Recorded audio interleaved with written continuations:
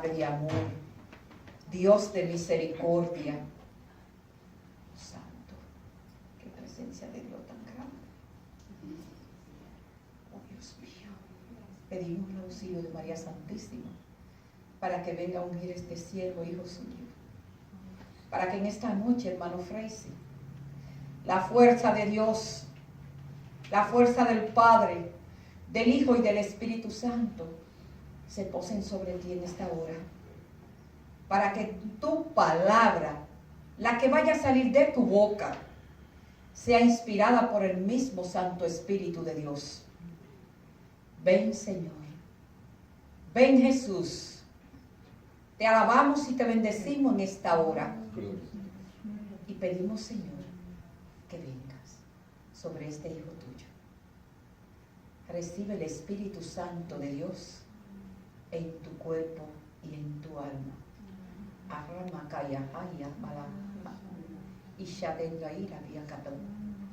Te abro la vista de tu avance para que la bracia de tu avanza. Amén. Amén. Gracias, Señor. Gracias, Señor. María, estrella de la evangelización, ruega por nosotros. ¿Cómo están? Bendecidos. 4 gente bendecidos y los demás no dijeron nada. ¿Cómo están? Bendecidos. Amén, ahora sí, ahora sí. Ahora hay muchos bendecidos.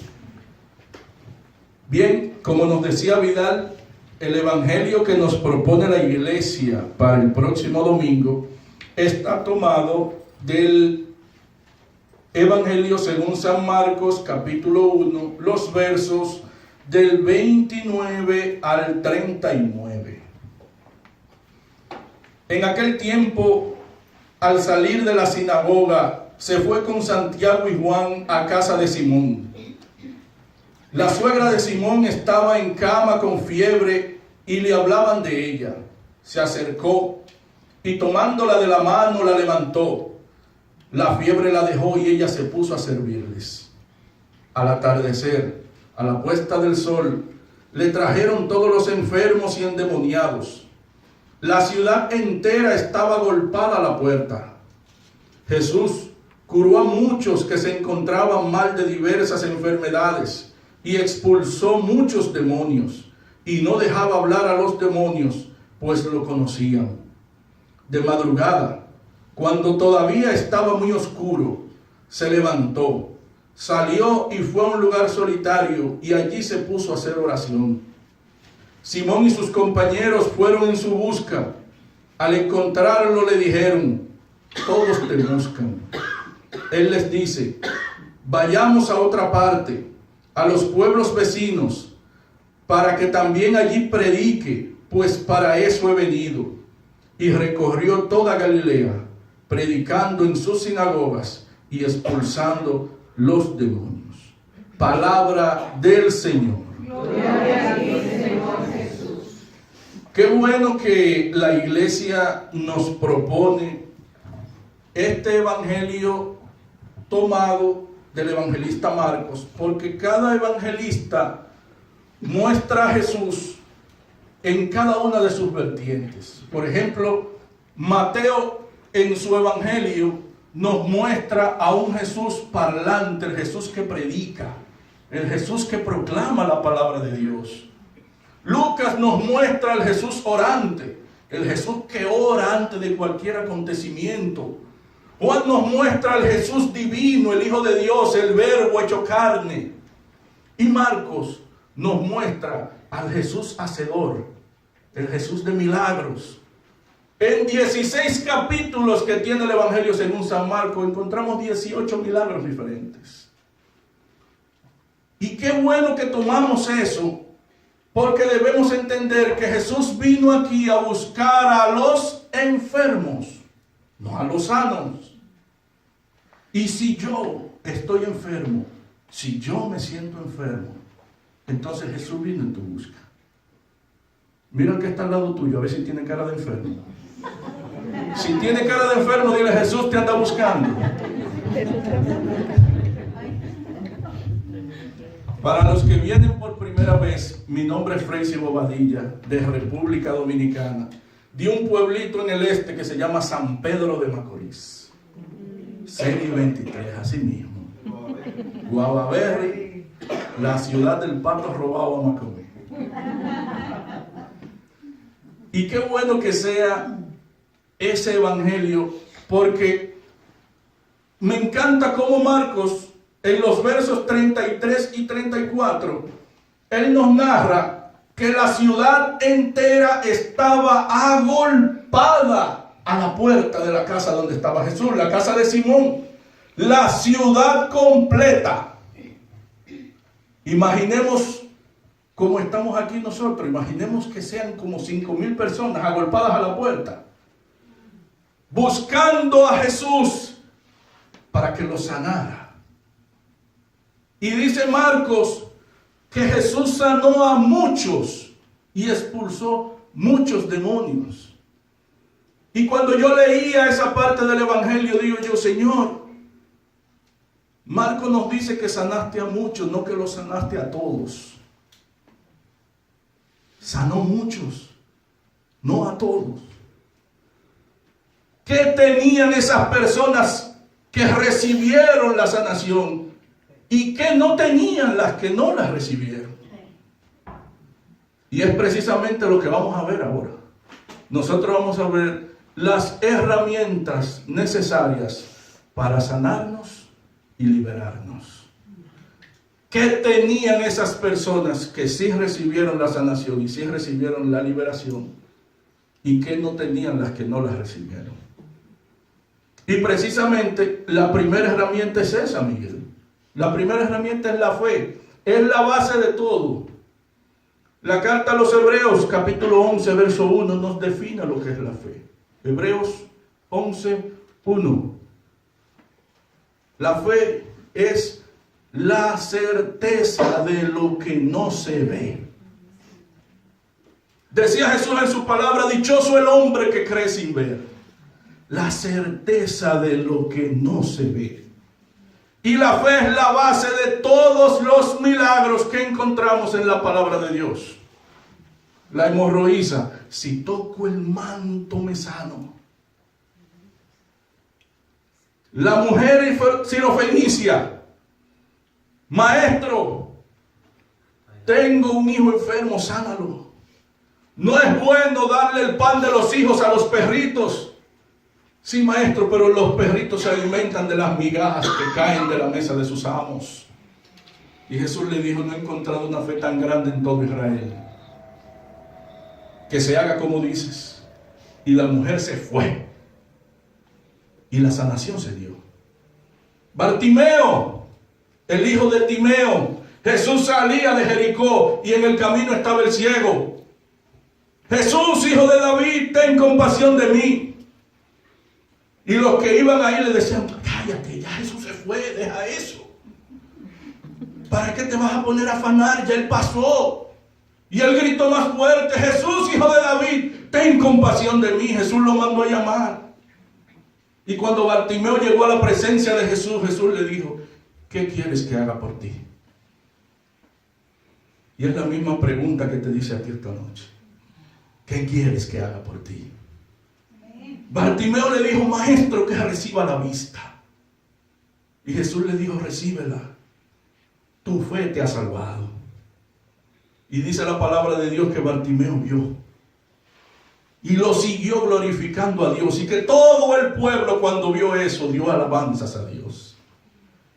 La fe es la clave de todo milagro. Y es la primera herramienta que debes de tener para conseguir la sanación y para conseguir la liberación. Esa primera herramienta es básica y fundamental. Porque cuando llegan los problemas, lo primero que se tambalea es la fe. Porque nos ofuscamos tanto en el problema que no vemos la luz al final del túnel y no vemos al Cristo que está al lado nuestro. Sentimos que la oración rebota del techo y vuelve para donde nosotros. Y creemos que estamos solos y Jesús está a tu lado. Pero estás tan ofuscado en el problema que prácticamente pierdes la fe. Por eso es tan básico. Y la fe es como un granito de mostaza. Dios no da el árbol lleno de fruto. Dios te da la semilla para que tú la plantes y la veas crecer. Y se haga tan frondoso y fuerte como un árbol de mostaza. Hay mucha gente que está esperando el árbol lleno de fruto. Les pregunto, ¿cuántos aquí en su oración piden fe? No me respondan. Eso es entre ustedes. Eso es entre ustedes y Cristo. ¿Cuántos piden por oración? Por fe. Señor, aumenta mi fe. Señor, capacita mi fe. Señor, aumenta mi fe. Señor, ayúdame a crecer mi fe, a edificar mi fe. Porque hay mucha gente que cree en de todo. En de todo. Y usted lo ve que sí, mucho Señor, mucho Jesucristo, mucho Padre Nuestro, mucha Virgen María. Y cuando usted llega a su casa, le encuentra en el lindel de la puerta una mata de sábila clavada ahí arriba. Porque eso aleja lo malo. Sí, una cosa, unos inciensos y olores. Porque llegó alguien y me dijo que en el Feng Shui no debo poner un espejo en la entrada de la puerta. Hay gente que cree en de todo. En de todo. Y cuando tú le preguntas, dice, no, es que Dios dice, ayúdate que yo te ayudaré. Eso no lo dice la Biblia en ningún lugar. En ningún lugar. Pero la gente cree en muchas cosas. Y viene uno y le dice 2 o 3 cosas al oído y dice, él como que tiene razón. Es verdad. Déjame poner este vaso con agua aquí, le voy a echar monedas porque necesito prosperidad en mi vida. ¿Qué dirá el horóscopo hoy? Virgo. Le hacemos más caso a unas supuestas estrellas y no al que creó las estrellas. La fe es la base. Sin fe no hay nada. Sin fe en vano construyes. Porque cuando venga el vendaval, la casa se vendrá abajo. ¿Cuál es la primera herramienta para sanar y liberar? La fe. La fe. La segunda herramienta para sanar y liberar, yo necesito de su ayuda. Yo les voy a leer unos versos y pongan mucha atención. Y ustedes me van a decir cuál es la palabra que más se repite en esos versos para encontrar la segunda herramienta que necesitamos para sanar y liberarnos. Mateo capítulo 6, los versos del 9 al 15. Ustedes pues oren así. Padre nuestro que estás en los cielos, santificado sea tu nombre, venga tu reino, hágase tu voluntad, así en la tierra como en el cielo. Danos hoy nuestro pan cotidiano y perdónanos nuestras deudas, así como nosotros hemos perdonado a nuestros deudores, y no nos dejes caer en tentación, mas líbranos del mal. Que si ustedes perdonan a los hombres sus ofensas, les perdonará también a ustedes su Padre Celestial. Pero si no perdonan a los hombres, tampoco su Padre perdonará sus ofensas. Palabra de Dios. ¿Cuál es la palabra que más se repite? Perdón. Perdón. Y esa es la segunda herramienta que debe tener cada uno de nosotros para sanarnos y liberarnos. Perdón. No puedes guiar a otro si tú estás ciego. No puedes sanar a otro si tú no te has sanado. No puedes liberar a otro si tú no te has liberado. Y la herramienta que te ayuda con eso es el perdón. El perdón. El perdón, que es un proceso No como dicen algunos, yo sé que con ustedes no pasa eso. Que algunos dicen, yo perdono pero no olvido. Eso no es perdón. Perdón es recordar sin que duela. Eso es perdón. Recordar sin que duela. Si recuerdas y duele, tienes que resolver eso. Si llevas tu ofrenda ante el altar y te acuerdas que tiene algo con tu hermano, deja tu ofrenda, ve y arréglate con tu hermano, luego vuelve y preséntala. Eso dijo el Señor. No lo digo yo, eso lo dijo Jesús. La base del perdón. Y en el mismo Evangelio según San Marcos, Él nos lo muestra de una manera magistral.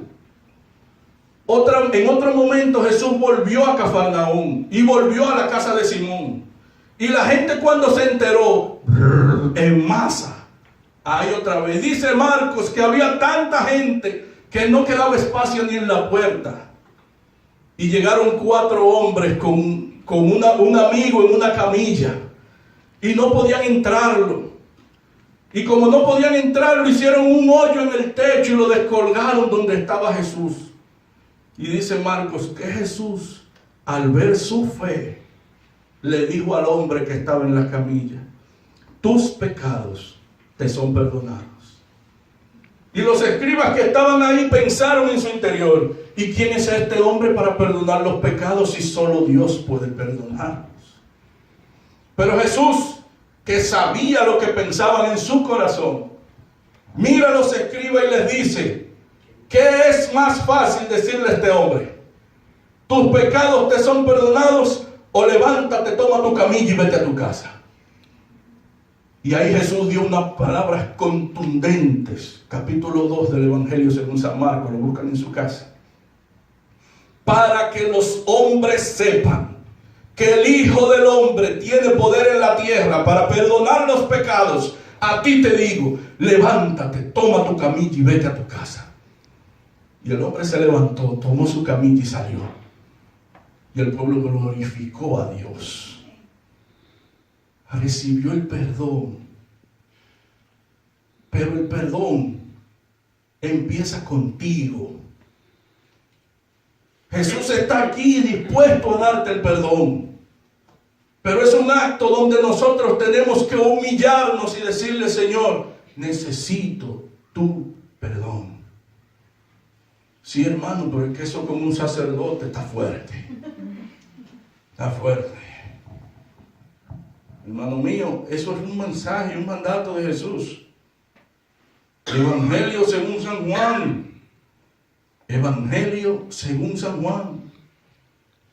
Jesús se le aparece a los discípulos y les dice, reciban el Espíritu Santo. Como el Padre me envió, así los envío yo. A quienes les perdonen los pecados, le quedarán perdonados. Y a quienes se los retengan, le quedarán retenidos. Lo dice Jesús, no lo digo yo. Y ese mandato de Cristo se sigue perpetuando en la iglesia. Pero el enemigo lo que quiere es que tú no recibas sanación ni recibas liberación. Y por eso pone cosas en nuestra cabeza. Y a través de ciertos emisarios comienzan a decir muchas cosas para que tú te acomodes. Para que tú te acomodes. Y comencemos a acomodar la fe. Y comencemos a debilitar la fe. Si tú necesitas perdón, la herramienta de misericordia por excelencia está ahí, a través del sacerdote. Porque quien perdona es Cristo, en la figura del sacerdote. Y te lo garantizo, que el momento que, así como decía Vidal, tú decides poner todo a los pies de Cristo. Señor, mira, el furgón de cosas que traje, lo tengo allá afuera, pero te lo pongo a tus pies. Serás el hombre y la mujer más feliz de este mundo. Serás el hombre y la mujer más feliz de este mundo. Se los digo porque cuando yo tuve mi encuentro con el Señor,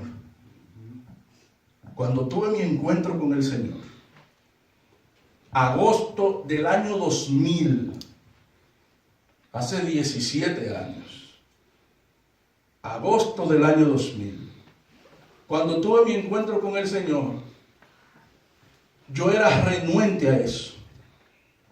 Yo tenía literalmente 15 años que yo no me confesaba. 15 años que yo no me confesaba. Desde que había hecho mi primera comunión en el colegio en San Pedro de Macorís. Y yo estaba renuente que porque yo tenía que confesarme. Tengo mi conciencia tranquila, por eso no me confieso. Y un sacerdote me dijo, ven, vamos a hablar. No te vas a confesar, vamos a hablar. Y comenzamos a hablar. Y en ese diálogo el sacerdote me fue llevando, hasta que yo saqué todo lo sucio que había en mi corazón. Y las palabras de absolución. Cuando me confesé para mi primera comunión, les confieso que las palabras, era un niño también, me pasaron por arriba de la cabeza. Pero cuando ese sacerdote me dijo eso, esas palabras, me marcaron hasta el punto que hasta el día de hoy no se me han olvidado.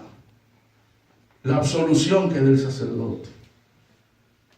Cuando el sacerdote me dijo, inclina tu cabeza, y me impuso las manos y me dijo, Dios Todopoderoso, que reconcilió consigo el mundo a través de su Hijo Jesucristo y que envió el Espíritu Santo para el perdón de los pecados, te conceda a través del ministerio de la iglesia el perdón y la paz. Y yo te perdono de todos tus pecados en el nombre del Padre, del Hijo y del Espíritu Santo. Amén. 17 años, todavía lo recuerdo. Porque quien perdonó no fue el sacerdote, fue Cristo. Cuando tú decides, me voy a humillar, es ahora. Fui yo, Señor. Fui yo que lo hice. Dios lo sabe todo, por eso lo perdona todo. Dios sabe que fuiste tú. Yo puedo engañar a mi papá, a mi mamá, a mis hermanos, pero a Dios no lo engaño. Él lo sabe todo. Por eso lo perdona todo. Primera herramienta para sanar, fe. Segunda herramienta para sanar, tercera herramienta para sanar, confianza. Confianza. ¿Pero confianza en quién? En la señora que lee las cartas, que te la divide en tres y te dice, por ti, por tu casa y por lo que esperas.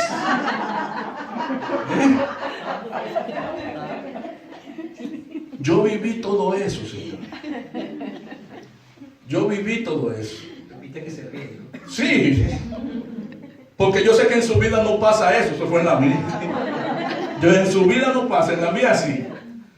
En esa confianza, o la confianza en el Dios, que cuando su pueblo estaba frente al mar rojo y tenía el faraón detrás, abrió el mar rojo y pasaron con los pies secos. La confianza en el Dios que libró a Noé de las aguas, 40 días y 40 noches lloviendo, aniquilado todo, pero Noé y su familia permaneció. La confianza en el Dios que cuando tiran a Daniel en el foso de los leones en Babilonia, cierra la boca de los leones. ¿En ese Dios es que confías? ¿O en el Dios smartphone? ¿En el Dios dinero? Confianza. Confianza. Había una ciudad, tenía 2 edificios en paralelo, parecían las Torres Gemelas de Nueva York, pero eran más pequeños. Y un hombre decidió tender un cable entre los 2 edificios y comenzó a pasar de un edificio a otro. Y ahí iba el hombre con su barra arriba del cable. Pasito tum tum, pasito tum tum, pasito tum tum. Y la gente, cuando veían que el hombre iba caminando, no, pero es loco que está así. Y comenzó la gente a pararse ahí abajo. Y de repente la muchedumbre fue creciendo.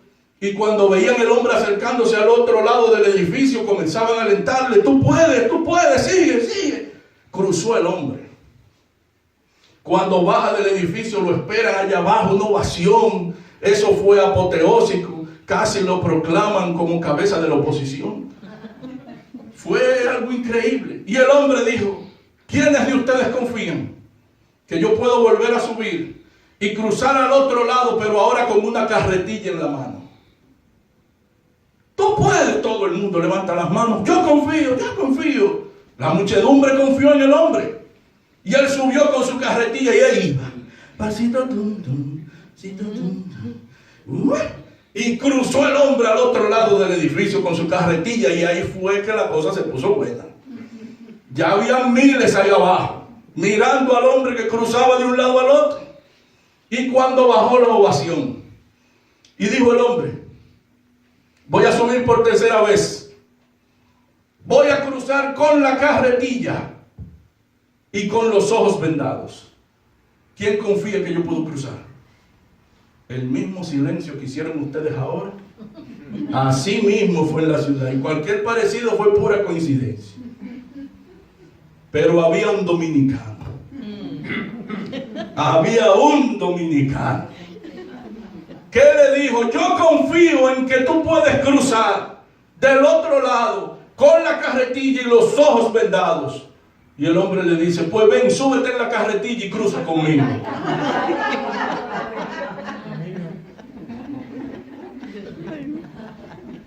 Cuando le digo confianza en Dios, es que recuerden que nuestro Dios no es un Dios de probabilidades. Nuestro Dios no es un Dios de probabilidades. ¿Qué probabilidad física hay que se abra el mar rojo de Pampa? ¿Qué probabilidad física, geológica y toda la lógica que ustedes quieran para que el río Jordán detenga su paso y el pueblo de Israel cruce hacia la tierra prometida? Con pies secos. ¿Qué probabilidad hay de que Lázaro, con 4 días muerto, resucitara? Nuestro Dios no es un Dios de probabilidades, es un Dios de fe. Es un Dios de fe. Por eso la confianza de que Dios lo hará. De que Dios es el que quiere lo mejor para mí, porque envió su Hijo para que todo aquel que cree en Él no muera, sino que tenga vida eterna. Dile al que está al lado tuyo: están hablando contigo. Están hablando contigo. Primera herramienta para sanar y liberar: la fe. Segunda herramienta: perdón. Tercera herramienta: y la cuarta herramienta para recibir sanación y liberación es fortaleza. ¿Y si el Señor no me sana hoy? ¿Y si el Señor no me libera hoy? Fortaleza. ¿Por qué lo hará? Sus pensamientos no son mis pensamientos, dice el Señor. Sus planes no son mis planes. Y así como distan el cielo y la tierra, así distan mis pensamientos y mis planes de tus planes. Lo dice el Señor en el libro de Isaías. Fortaleza. 13 de septiembre del año 1917. 13 de septiembre de 1917. En una de las apariciones de Fátima, Lucía le pide a la Virgen por un grupo de enfermos que estaba ahí. Y cuando le hace la petición a la madre por ese grupo de enfermos que están ahí, María le dice lo siguiente: algunos se curarán. Algunos se curarán.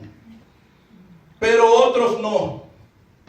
Porque para la santificación de algunas personas, es más conveniente la enfermedad que la buena salud. Para la santificación de algunas personas es más conveniente la enfermedad que la salud. ¿Y por qué eso? No es con esas personas solamente. Dios tuvo que pelear con Jacob. Pelear con Jacob a golpe limpio. Porque que si no te tumbo no me entiendes. A Saulo tuvo que tumbarlo. Porque si no lo hago no me entiendes. Y para eso es la fortaleza. Porque hay algunas personas que se parecen mucho a las cuerdas de la guitarra, Miguel, que no dan el tono cuando se relajan. Las cuerdas de la guitarra se desafinan cuando se relajan. Y para afinarla, ¿qué hay que hacerla, Miguel? Tensarlas. Tensarlas. Y ahí dan el tono. No es contigo solo. Es un plan de Dios. El mejor lugar donde vas a estar toda tu vida es bajo la voluntad de Dios. Amén. Ese es el mejor lugar donde vas a estar toda tu vida. Pero hay mucha gente que la voluntad de Dios es por aquí y ellos insisten en que es por aquí. Señor, pero es que es a ese que yo quiero. Mija, tengo algo mejor, pero es que es a ese, Señor. Pero mija, mira más adelante. No, Señor, es que es a ese. Y tienen que tumbarte, ¡pum! Para que entiendas que la voluntad de Dios es por aquí, no por aquí. Para la santificación de algunas personas. Carta a los Hebreos, capítulo 12, verso 14. Hebreos 12, 14. Busquen la paz con todos y la santidad, sin la cual nadie podrá ver a Dios. Por eso es necesaria la santificación. Para poder ver a Dios. Nada impuro llega a la presencia de Dios. Por eso es que algunas personas necesitan la enfermedad para santificar a través del sufrimiento su vida. Y muchas veces las de su familia también. Por eso, fortaleza. Fortaleza. Porque si Cristo lo hizo con Lázaro, con Bartimeo, con la hemorroísa, lo puede hacer contigo. Dice al final del Evangelio de Juan que si se escribieran todos los milagros y todas las obras que hizo Jesús en la tierra, no existiría un lugar en... O sea que los evangelios se quedan cortos. Eso es un 2% de lo que hizo Jesús en esta tierra. Y Jesús quiere seguirlo haciendo contigo. Pero si el plan de Dios es no darte la sanación ahora, persevera. Piden y se les dará. Toquen a la puerta y se les abrirá. Si alguien te dice a ti aquí, pide que te voy a dar, tú le pides de todo. Y Jesús nos dice, piden y se los dará. Y muchas veces no pedimos lo que necesitamos pedir. Pidan y se les dará. Solo quiero recordarles algo ya para concluir. Ciencia y fe van de la mano. Ciencia y fe van de la mano. Jesús me sanó y ya no vuelvo al médico. Vaya al médico y confirme la sanación y tráigalo en un papel y dígale al mundo, Cristo me sanó. Cristo me sanó. Y lo dice la palabra de Dios. Y con eso quiero dejarlos. Libro del Eclesiástico, capítulo 38. Eclesiástico 38. Lástima que Jackie no está aquí. Eclesiástico 38, los versos del 9 al 14. Hijo, en tu enfermedad no te desanimes. sino ruega al Señor que Él te curará. Aparta tus faltas, corrige tus acciones y purifica tu corazón de todo pecado. Luego, recurre al médico, pues el Señor también lo ha creado. Que no se aparte de tu lado, pues lo necesitas. Hay momentos en que la solución está en sus manos. También ellos oran al Señor para que les conceda poder para aliviar el dolor, curar la enfermedad y salvar tu vida. Palabra de Dios. Te alabamos, Señor. Ciencia y fe van de la mano. Jesús quiere sanarte, pero muchas veces la solución está en el médico. Instrumento de Dios para aliviar el dolor, para sanar la enfermedad y salvar tu vida.